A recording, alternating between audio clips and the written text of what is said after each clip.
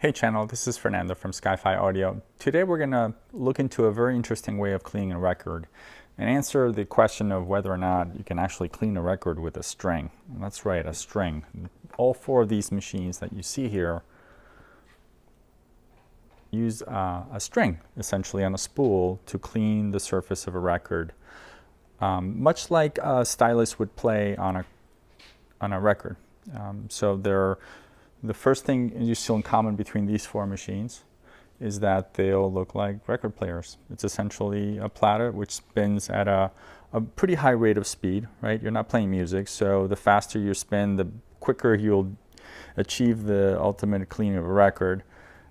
So all these machines have a motor with a platter, a tone arm, or in this case a cleaning arm, and some sort of cotton or synthetic string on a spool. And I'll go over the four machines, sort of show you the differences between them all, and then we'll go ahead and clean a record and see what kind of results we get. So here we go. First machine is a Loricraft Audio. I'm not sure if a model is on here. I think this is the only one they make.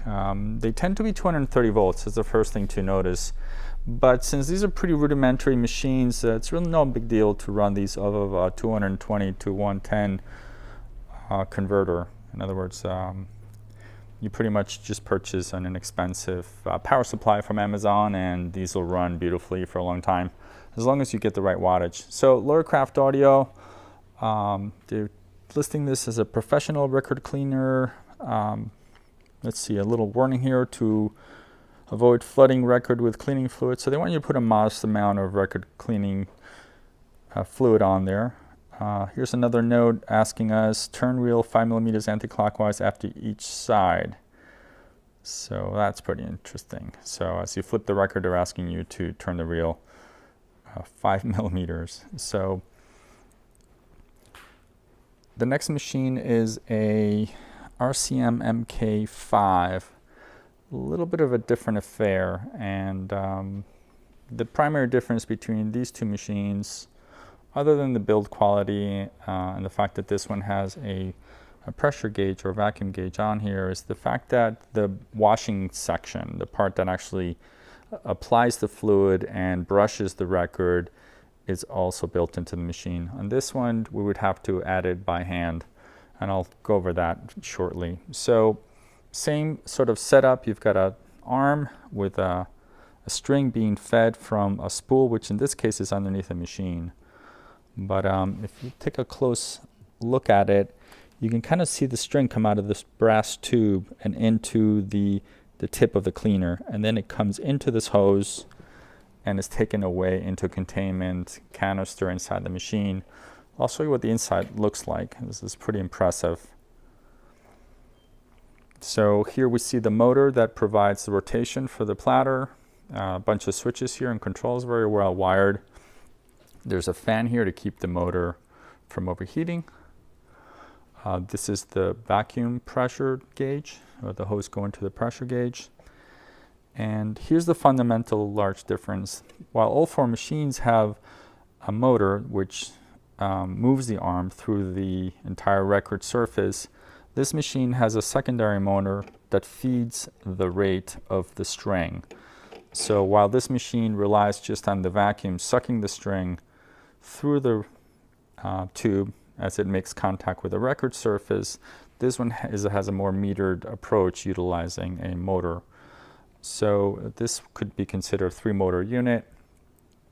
Down below we'll see the pump, dual pumps on this setup, and they seem to be opposing, or at least the crankshafts on these pumps are opposing, probably to eliminate vibrations as one pushes, the other one pulls. So it's got a dual pump system and a dual canister containment system. So the string is going to be fed through the arm, and then it's going to go into this canister where it accumulates dirty, and also the fluids accumulate in this canister as well.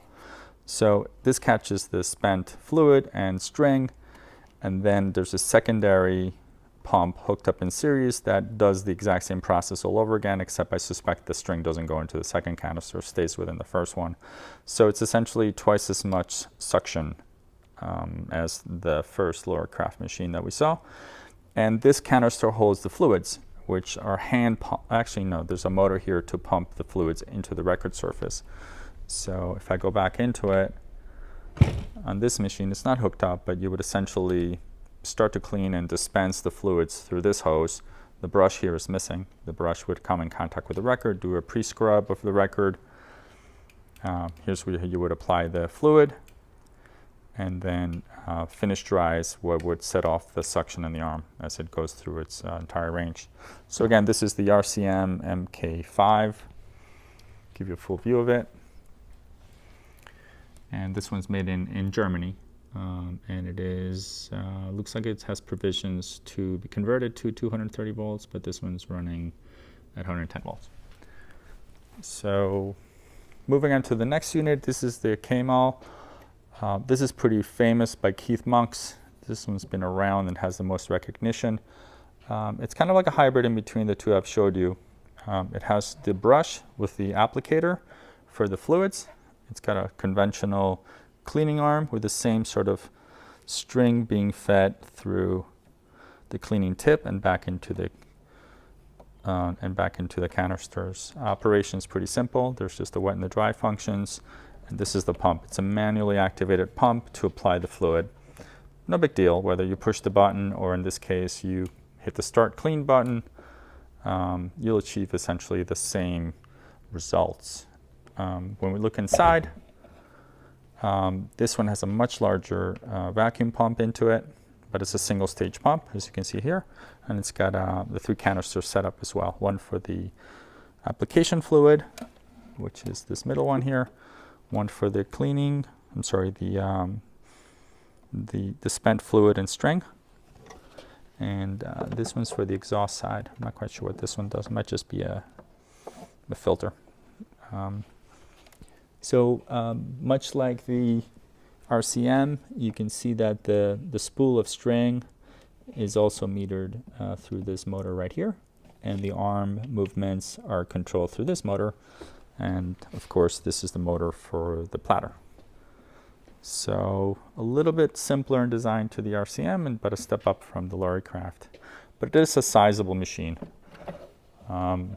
Probably the best looking out of all of them, since they're likely to be sitting in your studio or in your audio room, are the Lorrycrafts. A little bit simpler in operation. This one in particular, which I'm going to demonstrate, is in light oak finish, and this one is finished in black with a brass tone arm, or I keep calling it a tone arm, the brass cleaning arm. All right, so let's dive in and see what we get out of one of these machines. I've got a fairly dirty record here. Comes to be one of my favorites. It's a Steely Dan Gold. This is a demo record that I use in the shop all the time when I calibrate turntables. I know it really, really well, so I know exactly what it sounds like. So it's been beat up and dirtied and around the shop for a while. And I don't know if you guys have seen our shop before, but we do all sorts of work here, so we don't have the cleanest environment. So a lot of stuff ends up landing into our records from either the metal shop, the wood shop, or from cleaning other products. So let's jump in. First thing I'm going to do is turn on the motor. Here you can see the rate of speed is very high. I don't know what it is. We apply a little bit fluid, and again, you want to be sort of apply this sparingly.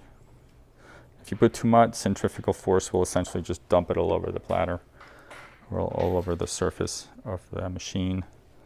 So as I mentioned before, this one is a manual clean, so you just want to apply a brush in there to kind of spread the fluids out evenly throughout the surface and get some of the initial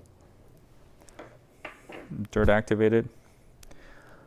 And then now we're ready to clean it. So you take the cleaning arm, put it just like you would with a record, turn on the arm, and turn on the pump. And here we go.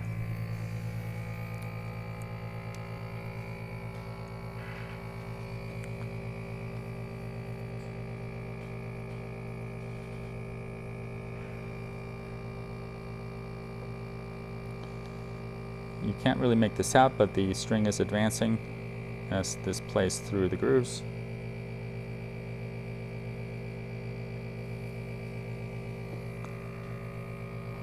I bumped it there, so I did skip a little bit here, of a little bit of residue left there. I'm gonna step back so you can hear me better, but still getting a pretty good pass at this record.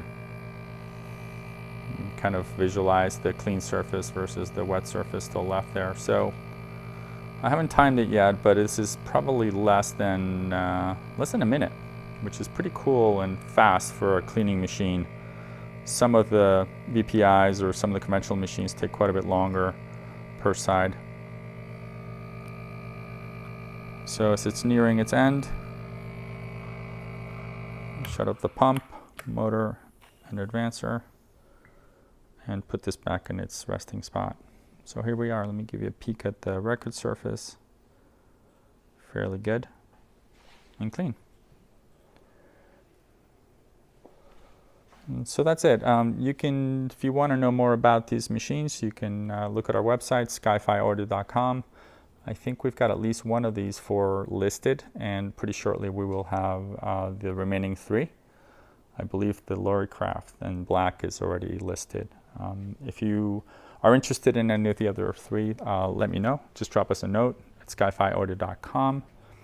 And if we've earned your interest, please subscribe to our channel and turn on notifications. That way we'll keep staying motivated to bring you these videos. Oh, sneak peek here. I've got a LP12 that we're just finishing up. Put a gorgeous custom plinth on it. It's a hardwood with dovetails with embedded darker wood. I think this is a rosewood within light oak. So it's an LP12 with a still point counterweight. We've got a Lin ETOC arm on this, and we are doing an external power supply. This will be available also on our website, probably fitted with a really high-end Sumiko cartridge within 2 weeks. So visit back if you're interested. These tend to go quick, so I always like to give people a heads up when we are about to release another one. So thank you for watching. SkyFiaudio.com, coming at you from Glen Rock, New Jersey. Take care.